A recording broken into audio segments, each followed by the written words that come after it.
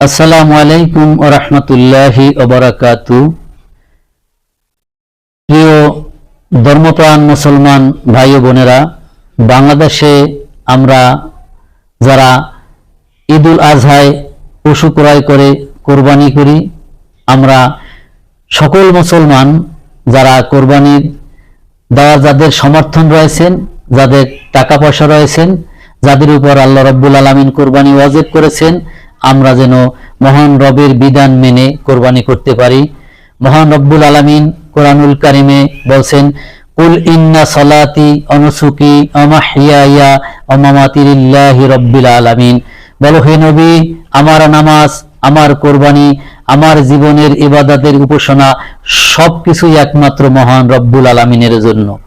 আমরা যখন পশু ক্রয় করব, আমাদের নিয়ত যেন হয় একমাত্র আল্লাহর রাজি খুশির জন্য, মানুষকে দেখানোর জন্য, নিজের অন্তর একমাত্র আল্লাহর রাজি খুশির দিকেই যেন থাকে।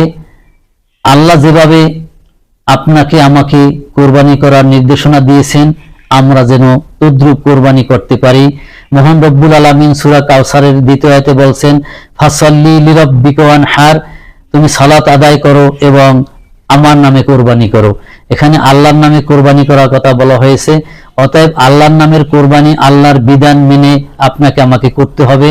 আমরা মানুষ দেখানো কোরবানি না করি, অনেকে 7 ভাগে কোরবানি করি, যে মোটা তাজা একটা গরু ক্রয় করি, যদি খাসি ক্রয় করি তাহলে গোস্ত ভাগে কম পড়বে, গরু ক্রয় করলে গোস্ত ভাগে বেশি পাবো। এটা কিন্তু গোস্ত খাওয়ার প্রতিযোগিতা হবে, এটা কোরবানি হবে না। কোরবানি আপনি দিবেন, একটা ছাগলের কতই বা দাম, বাগে কোরবানি দিচ্ছেন।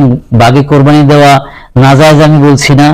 রাসূল সাল্লাল্লাহু আলাইহি ওয়াসাল্লাম যে স্থানে বাগে কোরবানি দিয়েছেন, আমরা সেই স্থানে যেন বাগে কোরবানি দিতে পারি। রাসূল সাল্লাল্লাহু আলাইহি ওয়াসাল্লাম যেখানে একাকী কোরবানি করেছেন, আমরা যেন সেখানে একাকী কোরবানি করতে পারি। আপনি গরুতে 7টা বাগি না হয়ে অন্তত একটা ছাগল ক্রয় করুন, ওই টাকায় আপনার কোরবানির হক আদায় হয়ে যাবে।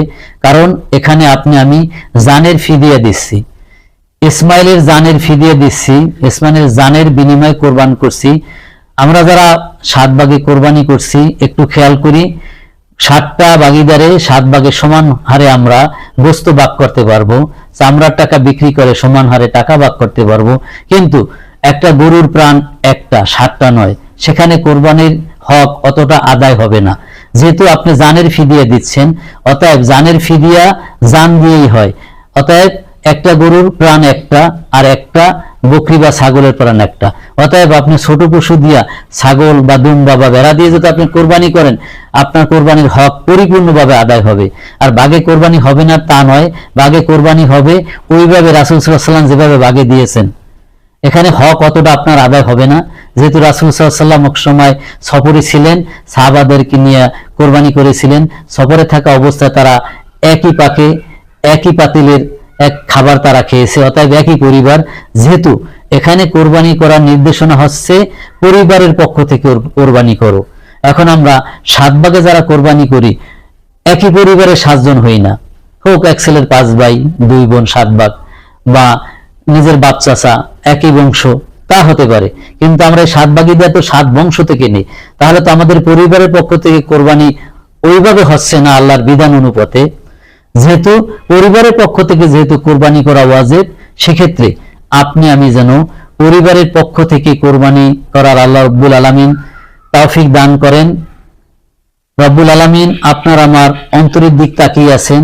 রাসূলুল্লাহ সাল্লাল্লাহু আলাইহি ওয়াসাল্লাম বলেছেন, মহান রব্বুল আলামিন বান্দার চেহারার দিকে তাকান না, বান্দার সম্পদের দিকে তাকান না, বান্দার মহান রব্বুল আলামিন তাকিয়ে আছেন বান্দার অন্তর এবং আমলের দিকে।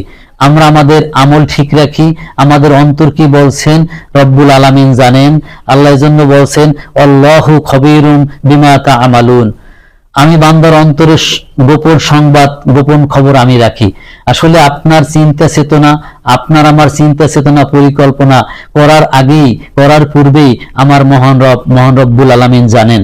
অতএব আমরা যারা কোরবানি করব, মহান রবের বিধান মেনে, তার আদেশ মেনে যেন আমরা কোরবানি করতে পারি, এবং এই কোরবানি যেন একমাত্র আল্লাহর জন্যই হয়। যেহেতু আল্লাহ রব্বুল আলামিন কোরআনুল কারিমে, আমি শুরুতেই বলেছিলাম, রব্বুল আলামিন বলেছেন, কুল ইন্না সলাতি ওয়া নুসুকি ওয়া মাহইয়ায়া ওয়া মামাতি লিল্লাহি রাব্বিল আলামিন, বলো হে নবী, আমার নামাজ, আমার কোরবানি, আমার জীবনের ইবাদতের সকল উপাসনা একমাত্র মহান রব্বুল আলামিনের জন্য।